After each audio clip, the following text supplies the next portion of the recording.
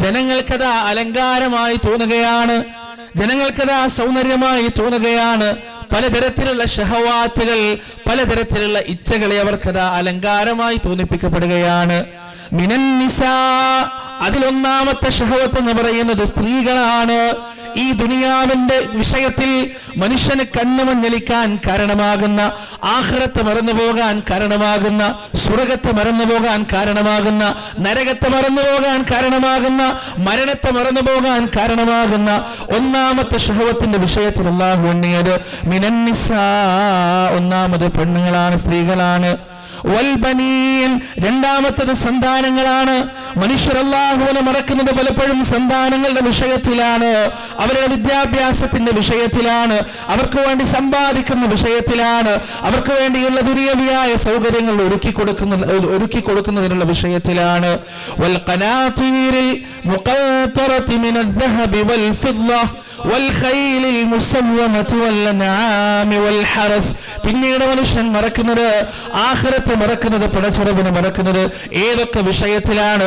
അതാ സ്വർണത്തിന്റെയും വെള്ളിയുടെയും കൂമ്പാരത്തിലാണ്, ഒരുക്കി നിർത്തപ്പെട്ട ആഡംബര വാഹനത്തിലാണ്, അവന്റെ കൃഷിയിടത്തിലാണ്, അവന്റെ സമ്പാദ്യത്തിലാണ്, അവന്റെ ബാങ്ക് ബാലൻസിലാണ്, അവന്റെ എസ്റ്റേറ്റുകളിലാണ്, അവന്റെ ബംഗ്ലാവുകളിലാണ് എന്ന് വേണ്ട ഈ ദുനിയാവിന്റെ ജീവിതത്തിൽ എന്തൊക്കെ അനുഗ്രഹങ്ങൾ അവൻ നേടിയെടുത്തിട്ടുണ്ടോ, ഈ ദുനിയാവിന്റെ ജീവിതത്തിൽ എന്തൊക്കെ അനുഗ്രഹങ്ങൾ അവന് റബ്ബ് കൊടുത്തിട്ടുണ്ടോ, ആ അനുഗ്രഹങ്ങളുടെ വിഷയത്തിലെല്ലാം അവനതാ റബ്ബിനെ മറക്കുകയാണ്, പരലോകത്ത് മറക്കുകയാണ്.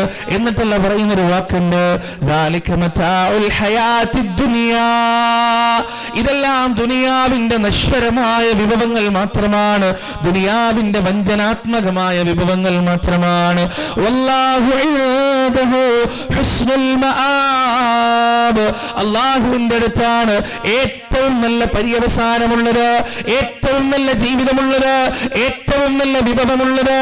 എന്നിട്ടല്ല പറഞ്ഞു തരികയാണ്, ഖുൽ നബിയെ പറയുക, അഉനബ്ബിഉകും ബിഖൈരിൻ മിൻ ദാലികും, ഈ പറയപ്പെട്ട ഭൗതിക സുഖങ്ങളെക്കാളെല്ലാം, ഈ പറയപ്പെട്ട ഭൗതിക പ്രമത്തതകളെക്കാളെല്ലാം മുകളിലുള്ള നന്മയെക്കുറിച്ച് ഞാൻ നിങ്ങൾക്ക് പറഞ്ഞു തരട്ടെയോ? ലില്ലദീന തഖൗ, ആർക്ക് വേണ്ടി? ലില്ലദീന തഖൗ, ആരാണോ സൂക്ഷ്മത പാലിക്കുന്നത്, ആരാണോ മുത്തഖികളായി ജീവിക്കുന്നത്, ആരാണോ തഖ്വയോടെ ജീവിക്കുന്നത്, അവർക്കാണ് ഈ ഖൈറുള്ളത്. ഇൻദ റബ്ബിഹിം, അല്ലാഹുവിന്റെ അടുത്ത്, ജന്നാത്തിൻ തജ്രി മിൻ തഹ്തിഹൽ അൻഹാറു ഖാലിദീന ഫീഹാ വഅസ്വാജുൻ മുതഹ്ഹറ വറിദ്വാനും മിനല്ലാഹ് വല്ലാഹു ബസീറും ബിൽ ഇബാദ്. അവരെ കാത്തിരിക്കുന്നത് താഴ്ഭാഗത്തുകൂടി അരുവിയൊഴുകുന്ന സുന്ദരമായ സ്വർഗത്തിന്റെ തോപ്പുകളാണ്, അള്ളാഹുവിന്റെ റിളയാണ്, അള്ളാഹുവിന്റെ തൃപ്തിയാണ്, പരിശുദ്ധകളായ ഇണകളാണ്. അള്ളാഹു അവന്റെ അടിമകളെ കുറിച്ച് സൂക്ഷ്മമായി അറിയുന്നവൻ തന്നെയാണ്. എന്നിട്ട് ആരാണ് മുത്തഖികൾ, ആരാണ് തഖ്വയുള്ള ആളുകൾ? പരിശുദ്ധ ഖുർആൻ വിവരിക്കുകയാണ്, അല്ലദീന യഖൂലൂൻ, അവർ പറയുന്നവരാണ്, റബ്ബനാ ഇന്നനാ ആമന്നാ ഫഗ്ഫിർ ലനാ ദുനൂബനാ വഖിനാ അദാബന്നാർ. الصابرين والصادقين والقانتين والموفقين والمستغفرين بالأسحار. ആരാണ് തഖ്വയുള്ള ആളുകൾ എന്ന് റബ്ബ് സുബ്ഹാനഹു വ തആല ഖുർആനിലൂടെ വിവരിക്കുകയാണ്. അവർ പറയുന്നവരാണ്, റബ്ബനാ, ഞങ്ങളുടെ രക്ഷിതാവേ, ഇന്നനാ ആമന്നാ, നിശ്ചയം ഞങ്ങൾ ഇതാ വിശ്വസിച്ചിരിക്കുകയാണ്, ഫഗ്ഫിർ ലനാ, ഞങ്ങൾക്ക് പൊറുത്തു തരണേ റബ്ബേ, ഞങ്ങളുടെ പാപങ്ങൾ ഞങ്ങൾക്ക് നീ വിട്ടുവീഴ്ച നൽകണേ നാഥ, വഖിനാ അദാബന്നാർ, ഭയാനകമായ നരകാഗ്നിയിൽ നിന്ന് ഞങ്ങൾക്ക് നീ മോചനം നൽകുകയും ചെയ്യണം റബ്ബേ. അസ്സാബിരീൻ, അവർ ക്ഷമിക്കുന്നവരാണ്, ക്ഷമാലുക്കളാണ്. വസ്സാദിഖീൻ, സത്യം മാത്രം പറയുന്നവരാണ്, സത്യത്തിന്റെ കൂടെ നിലകൊള്ളുന്നവരാണ്. വസ്സാദിഖീൻ വൽ വൽ ഖാനിതീൻ, അവർ ഭക്തന്മാരാണ്, ഭക്തിയുള്ളവരാണ്, ഖുശൂഉള്ളവരാണ്, ഇഖ്ലാസുള്ളവരാണ്. വൽ മൂഫിഖീൻ, അല്ലാഹുവിന്റെ മാർഗ്ഗത്തിൽ ചിലവഴിക്കാൻ മടി കാണിക്കാത്തവരാണ്. വൽ മുസ്തഗ്ഫിരീന ബിൽ അസ്ഹാർ, രാത്രിയുടെ മൂന്നാമത്തെ യാമത്തിൽ അല്ലാഹുവിന്റെ മുന്നിൽ ഇസ്തിഗ്ഫാർ നടത്തുന്നവരാണ്. അസ്തഗ്ഫിറുല്ലാഹ് എന്ന വചനം കൊണ്ട് തങ്ങളുടെ പാപങ്ങൾ കഴുകിക്കളയുന്നവരാണ്. ആരാണ് മുത്തഖികൾ എന്ന് അല്ലാഹു സുബ്ഹാനഹു വ തആല പരിശുദ്ധ ഖുർആനിൽ ഈ 2 ആയത്തുകളിലൂടെ നമുക്ക് വിവരിച്ചു തന്നിട്ടുണ്ട്. അവർ കൃത്യമായി വിശ്വസിച്ചവരാണ്, പാപമോചനം തേടുന്നവരാണ്, നരകമോചനം തേടുന്നവരാണ്, ക്ഷമിക്കുന്നവരാണ്, സത്യവാന്മാരാണ്, ഭക്തന്മാരാണ്, ഇസ്തിഗ്ഫാർ നടത്തുന്നവരാണ്, അള്ളാഹുവിന്റെ മാർഗത്തിൽ ചെലവഴിക്കുന്നവരാണ്. ഇത്രയും ഗുണഗണങ്ങളാണ് തഖ്വയുള്ള മനുഷ്യരെ കുറിച്ച് അള്ളാഹു സുബ്ഹാനഹു വ തആല പറഞ്ഞു വെച്ചത്. അപ്പൊ അതിന്റെ അർത്ഥം, നോമ്പിന്റെ ഉദ്ദേശം എന്താണ്? ലഅല്ലക്കും തത്തഖൂൻ, നിങ്ങൾ സൂക്ഷ്മതയുള്ള ആളുകളായേക്കാം. ഈ പരിശുദ്ധ റമദാൻ മാസത്തിന്റെ നോമ്പനുഷ്ഠാനം കൊണ്ട്, വ്രതാനുഷ്ഠാനം കൊണ്ട് നമ്മൾ നേടിയെടുക്കേണ്ടത് ഈ പറഞ്ഞ ഗുണങ്ങളാണ്.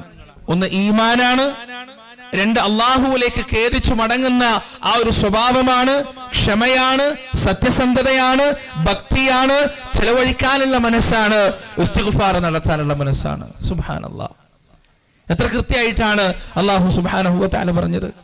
എവിടെയാണ് തഖ്വ? മനുഷ്യൻ എവിടെയാണ് തഖ്വ നിലനിൽക്കുന്നത്? നോമ്പിന്റെ ഉദ്ദേശമായ തഖ്വ എവിടെയാണ് നിലനിൽക്കുന്നത്? റസൂലുള്ളാഹി സ്വല്ലല്ലാഹു അലൈഹി വസല്ലം പറഞ്ഞു, അത്തഖ്വ ഹാഹുന, തഖ്വ എന്ന് പറയുന്നത് ഹൃദയത്തിലാണ്, മനസ്സിലാണ്. ഒരാളുടെ നിറമോ ശരീരഘടനയോ ഭാഷയോ ജോലിയോ വീടോ വാഹനമോ ഒന്നും നോക്കിയിട്ട് അയാൾ തഖ്വ അളക്കാൻ പറ്റൂല. തഖ്വ എവിടെയാണ്? മനസ്സിന്റെ ഉള്ളിലാണ്, ഹൃദയത്തിന്റെ ഉള്ളിലാണ്. പ്രിയപ്പെട്ടവരെ, ഈ പരിശുദ്ധ റമദാൻ മാസം വരുന്നതിന്റെ മുന്നേ നമുക്ക് ചെയ്യാനുള്ളത് എന്താണ്? നമ്മുടെ ഹൃദയത്തെ ശുദ്ധിയാക്കുക എന്നതാണ്, നമ്മുടെ മനസ്സിനെ ശുദ്ധിയാക്കുക എന്നതാണ്. മഹാനായ റസൂൽ കരീം സല്ലല്ലാഹു അലൈഹി വസല്ലം നമുക്ക് പഠിപ്പിച്ചു തന്നു, മനുഷ്യന് 4 തരത്തിലുള്ള ഹൃദയങ്ങളാണുള്ളത്, 4 തരത്തിലുള്ള കൽബാണ് മനുഷ്യനുള്ളത്.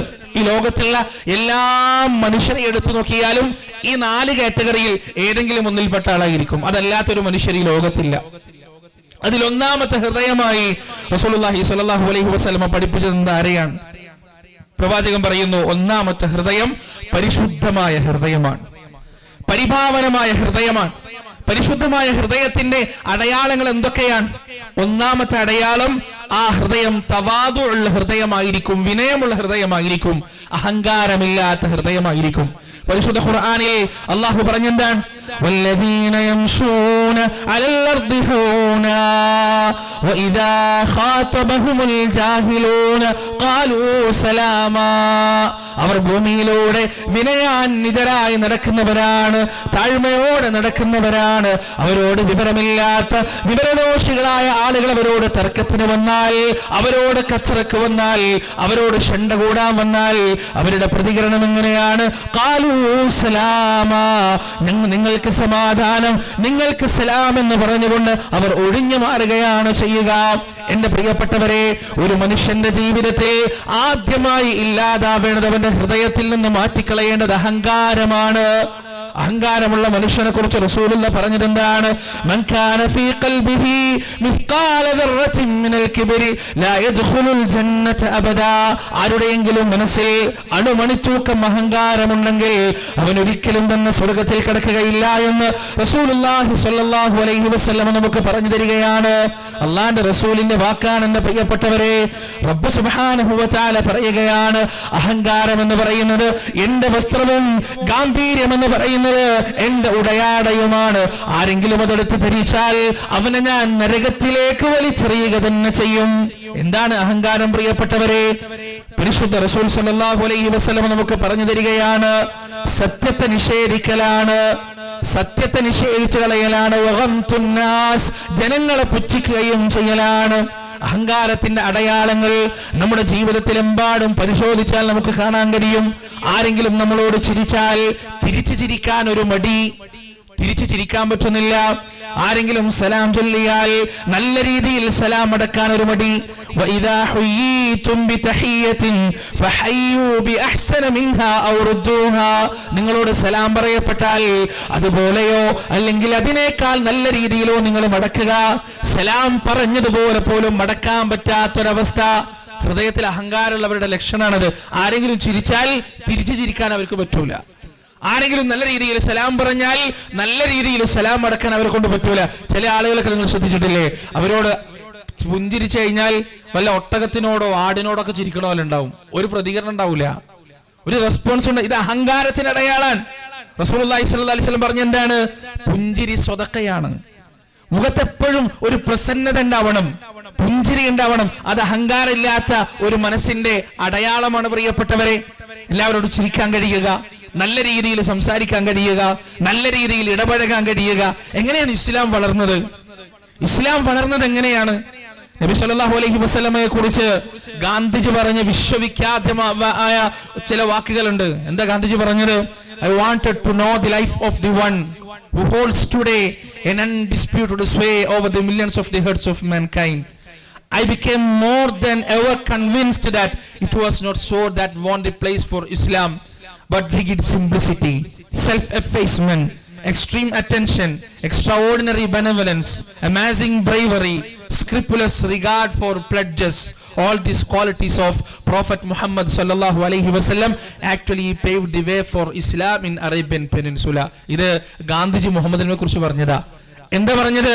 ലക്ഷക്കണക്കിന് മനുഷ്യരുടെ ഹൃദയങ്ങളിൽ നബി സല്ലല്ലാഹു അലൈഹി വസല്ലം സ്ഥാനം പിടിച്ചത് വാൾത്തലപ്പിന്റെ മൂർച്ച കൊണ്ടായിരുന്നില്ല, മറിച്ച് വിനയാന്വിതമായ, പാവപ്പെട്ടവനെ പരിഗണിക്കുന്ന, അശരണരായ, ആലംബഹീനരായ, ജീവിതത്തിന്റെ പുറമ്പോക്കിലേക്ക് തള്ളപ്പെട്ട മനുഷ്യരെ പരിഗണിക്കുന്നതിലൂടെ, ലളിതമായ ജീവിതം നയിക്കുന്നതിലൂടെ, സ്നേഹത്തിലൂടെ, വാത്സല്യത്തിലൂടെ, വിനയത്തിലൂടെ, കാരുണ്യത്തിലൂടെ, ദീനാനുകമ്പയിലൂടെ, പരാനുകമ്പയിലൂടെ, ആർദ്രമായ മനസ്സിലൂടെ ഒക്കെയാണ് റസൂലുള്ളാഹി സ്വല്ലല്ലാഹു അലൈഹി വസല്ലം മനുഷ്യരുടെ ഹൃദയത്തിൽ സ്ഥാനം പിടിച്ചത് എന്ന് വളരെ വ്യക്തമായി ഗാന്ധിജി പറഞ്ഞു കാണാൻ കഴിയും. പ്രവാചകന്റെ ജീവിതം മുഴുവൻ എടുത്ത് പരിശോധിച്ചാൽ നമുക്കതാണ് കാണാൻ പറ്റുക. അല്ലാഹു റസൂലിനെ കുറിച്ച് പറഞ്ഞെന്താ? ഫബിമാ റഹ്മത്തിൻ മിനല്ലാഹി ലിൻത ലഹും വലൗ കുൻത ഫദ്ദൻ ഗലീദൽ ഖൽബ് ലൗ ഫദ്ദൂ മിൻ ഹൗലിക ഫഅഫു അൻഹും واستغفر لهم وشاورهم في الأمر فإذا عزمت فتوكل على الله إن الله يحب المتوكلين. അള്ളാഹുവിന്റെ മഹത്തായ കാരുണ്യം കൊണ്ട് നബിയെ, അങ്ങയുടെ ഹൃദയം വിശാലമാണ്, അങ്ങയുടെ ഹൃദയം വിനയാന്വിതമാണ്. വലൗ കുൻത ഫദ്ദൻ ഗലീദൽ ഖൽബ്, അങ്ങയുടെ ഹൃദയമെങ്ങാനും ഇടുക്കമുള്ളതായിരുന്നെങ്കിൽ, അങ്ങയുടെ ഹൃദയമെങ്ങാനും കുടുസുള്ളതായിരുന്നെങ്കിൽ, ലം ഫദ്ദൂ മിൻ ഹൗലിക്, അങ്ങയുടെ ചുറ്റിലും കൂടിയിരിക്കുന്ന ഈ സ്വഹാബത്തുണ്ടല്ലോ, സ്വന്തം ജീവൻ വരെ പണയം വെച്ചുകൊണ്ട് അങ്ങയ്ക്ക് വേണ്ടി എന്തും ധരിക്കാൻ തയ്യാറായി നിൽക്കുന്ന ഈ സ്വഹാബത്തുണ്ടല്ലോ, ഈ സ്വഹാബത്ത് പണ്ടേ അങ്ങയുടെ ചുറ്റിൽ നിന്ന് എഴുന്നേറ്റു പോയനെ. അതുകൊണ്ട് ഫഅഫു അൻഹും, അവർക്ക് മാപ്പ് നൽകുക, വസ്തഗ്ഫിർ ലഹും, അവർക്ക് വേണ്ടി പാപമോചനത്തെ തേടുക, വശാവിറുഹും ഫിൽ അംർ, തീരുമാനങ്ങൾ എടുക്കുമ്പോൾ അവരുമായി കൂടിയാലോചിക്കുക, ഫഇദാ അസംത ഫതവക്കൽ അലല്ലാഹ്, എന്നിട്ട് അല്ലാഹുവിൽ പരമേൽപ്പിക്കുകയും ചെയ്യുക. ഇന്നല്ലാഹ യുഹിബ്ബുൽ മുതവക്കിലീൻ, അല്ലാഹു പരമേൽപ്പിക്കുന്നവരെ അങ്ങേയറ്റം ഇഷ്ടമുള്ളവരാണ്. പ്രിയപ്പെട്ടവരെ, അല്ലാഹുവിന്റെ റസൂലിനെ കുറിച്ച് പറഞ്ഞതാണ്, അഹങ്കാരമില്ലാത്തൊരു ഹൃദയത്തിന്റെ ഉടമയായിരുന്നു പ്രവാചകൻ സല്ലല്ലാഹു അലൈഹി വസല്ലം. സൂറത്തുൽ ഖലമിൽ നമുക്ക് കാണാം, വഇന്നക ലഅലാ ഖുലുഖിൻ നബീം, റസൂലേ വല്ലാത്തൊരു സ്വഭാവത്തിന്റെ ഉടമയാണ് താങ്കൾ, വല്ലാത്തൊരു പ്രകൃതത്തിന്റെ മഹത്തായ ഉന്നതമായ പവിത്രമായ ഒരു സ്വഭാവത്തിന്റെ ഉടമയാണ് നിങ്ങൾ റസൂലേ എന്ന് അല്ലാഹു അതാ പരിശുദ്ധ ഖുർആനിലൂടെ നബി സല്ലല്ലാഹു അലൈഹി വസല്ലമയെ അനുമോദിക്കുകയാണ്. പരിശുദ്ധ ഖുർആനിൽ നമുക്ക് കാണാൻ കഴിയും, റസൂലിന്റെ ജീവിതത്തിൽ എമ്പാടും നമുക്കത് കാണാൻ കഴിയും. അല്ലാഹുവിന്റെ റസൂലിന്റെ ഭാര്യയായ ആയിഷത്തു സിദ്ദീഖ റളിയല്ലാഹു അൻഹയുടെ പ്രശസ്തമായ ഒരു സംഭവമുണ്ട്. പ്രവാചകനതാ തന്റെ അതിഥികളുമായി വീട്ടിൽ വെച്ച് സംസാരിച്ചു കൊണ്ടിരിക്കുമ്പോ പ്രവാചകന്റെ മറ്റൊരു ഭാര്യയുടെ വീട്ടിൽ നിന്ന് അല്പം പലഹാരം കൊണ്ടുവരപ്പെടുകയാണ്. ആ പലഹാരം അത് കൊണ്ടുവന്നത് ഇഷ്ടപ്പെടാത്തത് കാരണം ആയിഷ റളിയല്ലാഹു അൻഹ ആ പലഹാര പാത്രം തട്ടിത്തെറിപ്പിക്കുകയാണ്. അത് താഴേക്ക് വീണ് തറയിലേക്ക് വീണ് ആ പലഹാര പാത്രങ്ങൾ ചിന്ന ഭിന്നമാകുകയാണ്. ആ പലഹാരങ്ങൾ 4 ഭാഗത്തേക്കും തെറിച്ചു വീഴുകയാണ്. ഇത് കണ്ട പ്രവാചകൻ എങ്ങനെയാണ് പ്രതികരിച്ചത്? റസൂലുള്ളാഹി സ്വല്ലല്ലാഹു അലൈഹി വസല്ലം ആയിഷ റളിയല്ലാഹു അൻഹയോട് ചോദിച്ചില്ല, ഞാൻ നിന്റെ ഭർത്താവല്ലേ, ഞാൻ പ്രവാചകനല്ലേ, ഞാൻ ഒരാളല്ലേ, ഞാനൊരു പുരുഷനല്ലേ, എങ്ങനെയാണ് എന്റെ മുന്നിൽ എനിക്ക് ഈ ധിക്കാരം പ്രവർത്തിക്കാൻ കഴിഞ്ഞത് എന്ന പ്രതികരണം പ്രവാചകന്റെ ഭാഗത്തുനിന്നുണ്ടായില്ല. പിന്നെ റസൂല് പ്രതികരിച്ചത് എങ്ങനെയാണ്? അതാ പ്രവാചകൻ നിലത്തേക്ക് ഇരിക്കുകയാണ്. എന്നിട്ട് പൊട്ടിച്ചിതറിയ പാത്രത്തിന്റെ ചീളുകൾ സ്വന്തം കൈവെള്ളയിലേക്ക് എടുത്തു വെക്കുകയാണ്. ആ പലഹാരങ്ങൾ സ്വന്തം കൈവെള്ളയിലേക്ക് ശേഖരിക്കുകയാണ്. ഈ പ്രതികരണം കണ്ട ആയിഷത്തു സിദ്ദീഖ റളിയല്ലാഹു അൻഹയുടെ ഹൃദയം തകർന്നു പോകുകയാണ്, മനസ്സ് തകർന്നു പോവുകയാണ്, പൊട്ടിപ്പോകുകയാണ്.